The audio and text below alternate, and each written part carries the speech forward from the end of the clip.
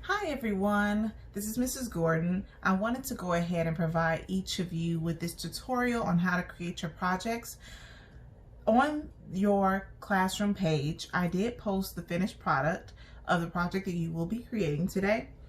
And just in case you need the tutorial on how to get there and how to get to that end point, I wanted to provide this video. So without further ado, I want to jump right in.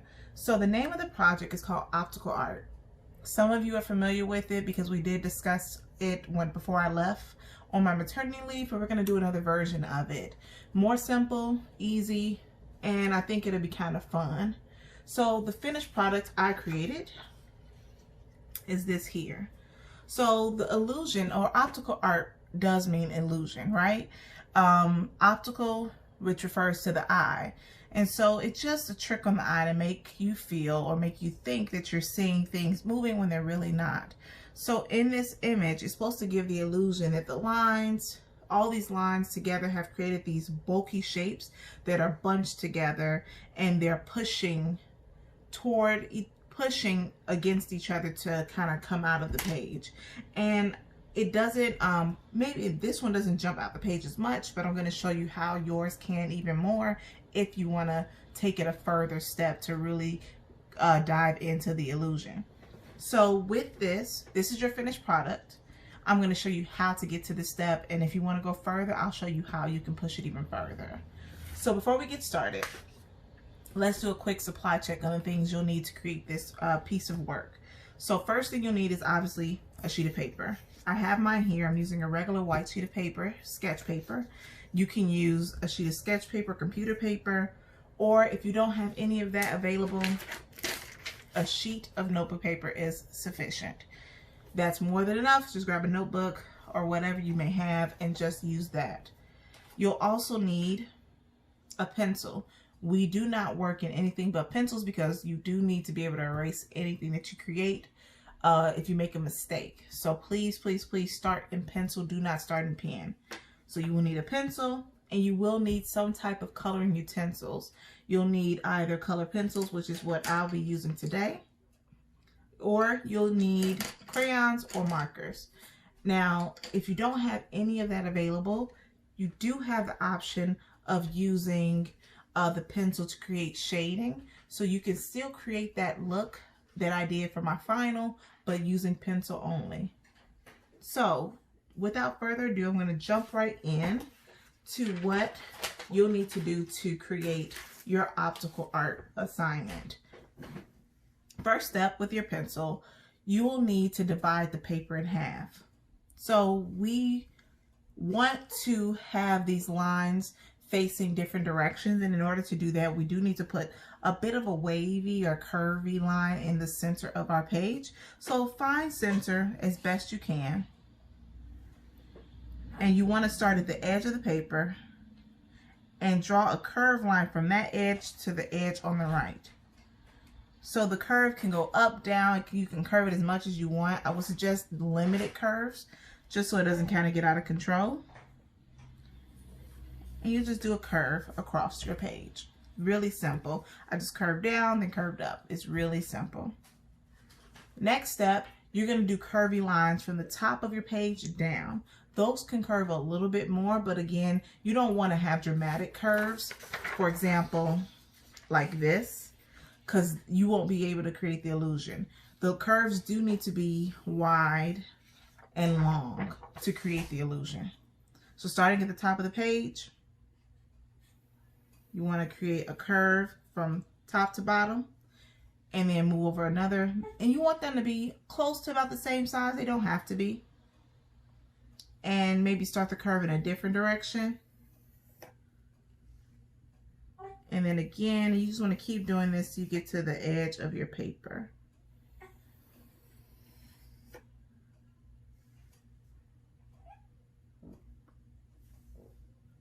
So the next step, after you create your curves, and please, as you're listening to this video, if you hear a little baby in the background, that is Naomi. So just, you know, if you hear little noises, it's just her. So the next step, it's really simple. So we're going to continue making curved lines, but we're going to make them in each individual section that we have now created. Above this center line that we made, we're going to curve upward. And then below this center line, we're going to actually curve down. And we're going to start in one section at a time. So starting in the first section, above the line, no matter that, it doesn't even matter that this curved line starts down. We are always above this line going to start curving up. You want to curve up and connect to the next line.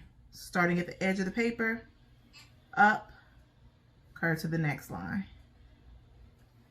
And you want the spacing to be just about the same. It doesn't have to be perfect, but similar spacing for each section that you create. And just keep curving. Make sure none of your lines are straight. Keep the curve. And then below this line, we're going to do the opposite. We're going to curve downward. It's really simple. And again, try to keep the curves similar to each other. No straight lines. If you do a straight line, you really lose the effect of the optical illusion that you're going for. So that's step one. And you'll literally just continue that through each section. So I'm going to go ahead and stop talking for one quick second and just continue through the next couple of sections.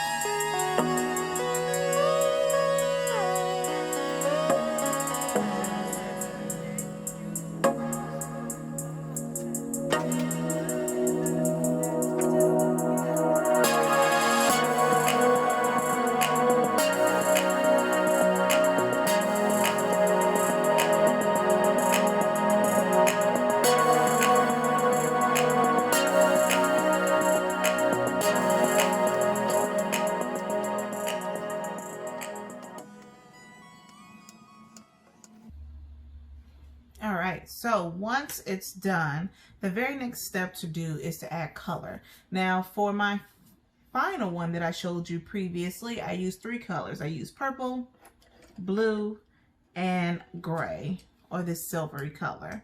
So I did use these three colors, and I'm going to use them again just to show you. You can create a pattern with it. If you notice, my entire image was used, I used these three colors. You could do something different. Maybe for this section, you use these three colors. Maybe for the section directly next to it, you change to these three. And then maybe you go back to this one, or you do a whole set of new colors. Maybe you shift over to these three. And you continue to make each section a different set of colors. Or your entire paper can be just the one set of colors that you choose. It's truly up to you. I want you to push it in whatever direction that you find or feel is best for you.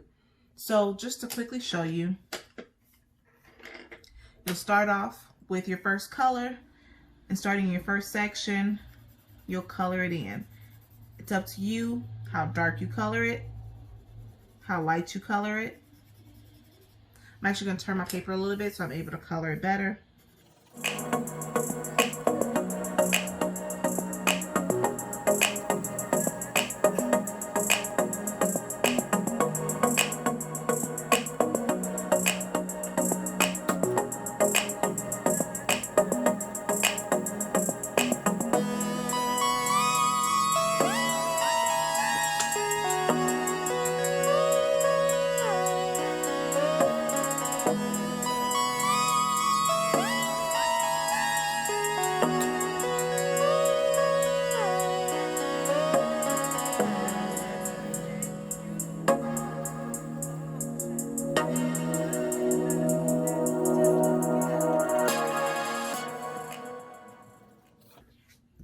So that's pretty much all you're doing. You'll literally just repeat this over and over again. Make a pattern. So of course, next I do blue, then purple, then the gray again, and just continue repeating.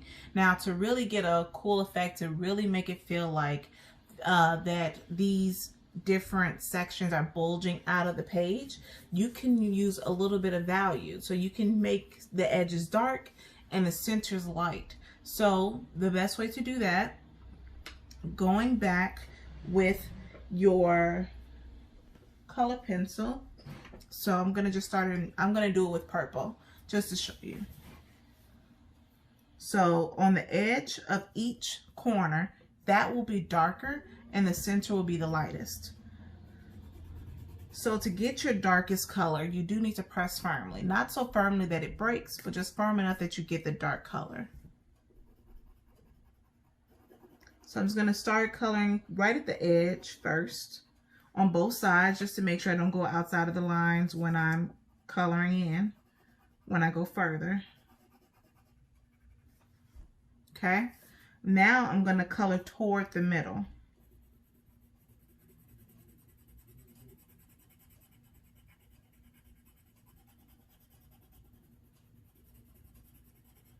On both sides.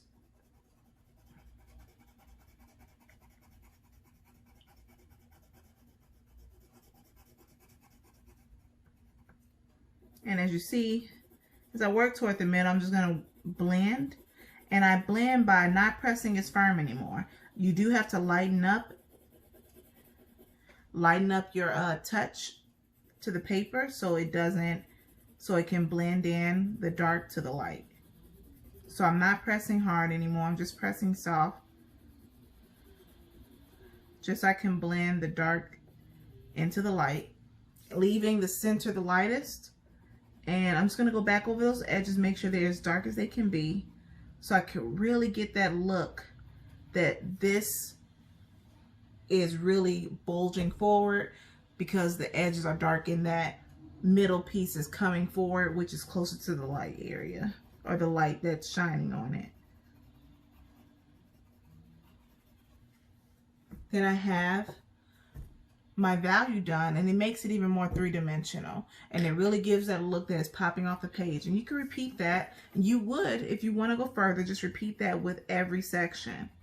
It's up to you if you really want to go that far. It's your art, so feel free to push it as far as you'd like to push it, or just keep it simple. It's truly up to you what you want to do. And I'm just going to repeat the process again for the gray. So again, coloring the edges as dark as I can get them first. Then coloring toward the middle. Not as dark as I did before, so a little less firm.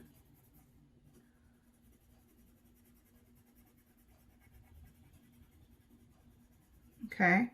And then to blend, you want to actually start coloring softly. So coloring softly, but overlapping some of that light area and that dark area that you colored originally. And again, coloring softly, it takes a little bit of time, but it'll blend. Keep the middle untouched. So this way that will remain your lightest area. Keep it untouched. If you get too close to it, then it will not have the same effect.